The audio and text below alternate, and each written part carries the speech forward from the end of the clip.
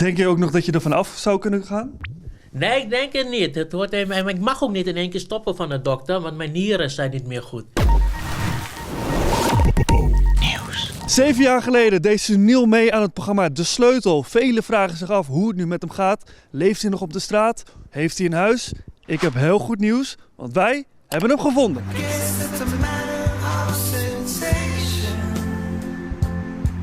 Sunil, Hoi, hoe is het? goed. Bonus. Ja. Oké, goed. Met jullie? Kunnen we even binnenkomen? Ja, kom maar, het regent, hè. De kratten bier die staan hier nog, zie ik. Ja, klopt. Ik heb weer terugval gehad, dus. Echt? Ja, ik denk ja. Maar niet zoveel meer toen ik op straat was. Ja, de mensen vragen zich allemaal af, hoe gaat het nu met je?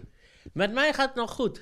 Ondanks die terugval van alcohol heb ik nog steeds mijn huisje. Contact met mijn ouders gaat ook goed. Vertel eens, jij deed mee met het programma De Sleutel, toch? Ja, klopt, ja. U heeft inmiddels natuurlijk wel een strafblad van 25 pagina's. 25 pagina's, maar jullie schrijven alles zo uitgebreid. Natuurlijk Ja, krijg daar je moet ik u een beetje zo'n gelijk in pagina's, geven. weet je. Wat heb je de laatste jaren gedaan? Waar heb je gezeten?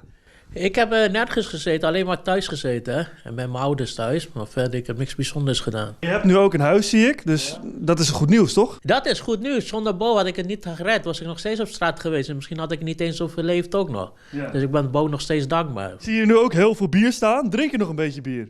Ik drink nou ongeveer 1 krat gemiddeld per dag. Dat is al stukken minder dan eerst, toch? Want hoeveel dronk je Op eerst? straat dronk ik 40 à 60 flesjes op een dag.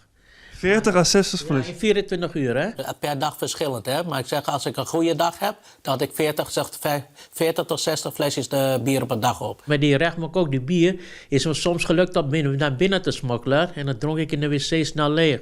In de rechtbank? Ja, was me gelukt een paar keer om bier mee te smokkelen. Wat doe je nog voor de rest? Werk je nog daarbij? Nee, ik werk niet. Alleen maar naar de supermarkt en dan weer thuis. En nou hoef ik ook niet meer naar de supermarkt toe, want dan die bier bezorgen. Je laat bier bezorgen? Ja, dat is makkelijker, hè. Ik kan altijd 7 keer in 1 keer. Dan heb ik voor een week, kan ik tot donderdag zo ongeveer, kan ik mee rond. Denk je ook nog dat je er vanaf zou kunnen gaan? Nee, ik denk het niet. Het hoort even, ik mag ook niet in één keer stoppen van de dokter, want mijn nieren zijn niet meer goed. Zie je het leven zonder bier nog voor je? Nee, dat trek ik niet. Want ik zit de hele dag op mijn bank liggen, kijk ik YouTube, filmpjes, jullie kijk ik dan ook. Ja. Maar zonder bier is dat toch anders. En je bent gewoon relaxed, dus je moet je gewoon wegsturen helaas. Ja? Nee, is goed. Maandag was je al een vieze teringleier, maar fuck you. Je kwam daar aan bij werk, je had zin om te werken, hè? Je had nog een biertje in de hand. Je gaat naar binnen en die man zegt, je bent te laat, je moet gewoon weer naar huis. Ik had geen zin om te werken, dat ten eerste. Maar ik had hem die dag daarvoor gebeld. Ik zeg, misschien kom ik wat later. Maar hij hangt zo die telefoon op. En dat was maar 5 minuutjes, weet je. Fuck hem. Maar hij moet geen grote bek aan mij gaan geven, weet je. Ik maak hem kapot, weet je.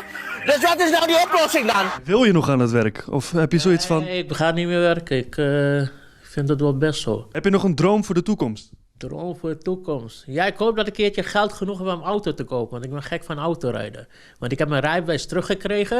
Er zijn mensen ook heel erg verbaasd over dat ik mijn rijbewijs terug heb gekregen. Want toen had ik een tijdje niet gedronken. Dus heb ik het teruggekregen. Ik wil een autootje. Ja, ik wil autorijden weer, ja. Niels, zullen we gewoon even een oproepje doen om te kijken of iemand nog een auto heeft staan? Ja, dat zou wel tof zijn als iemand eentje kan missen. Ja, dus heb jij nog een auto staan? Of ken je iemand die een autootje kwijt kan? Laat het ons weten en dan gaan we jou gewoon binnenkort even een nieuwe auto geven. Dat zou tof zijn, ja. Dan, wat ga je ermee doen? Ik ga toeren. Toeren door Nederland. Ja. Niels, op een goede toekomst en hopelijk kunnen we voor jou een auto regelen. En dan zonder drank achter het stuur, hè? Bro, zeker weten. Gaan we voor.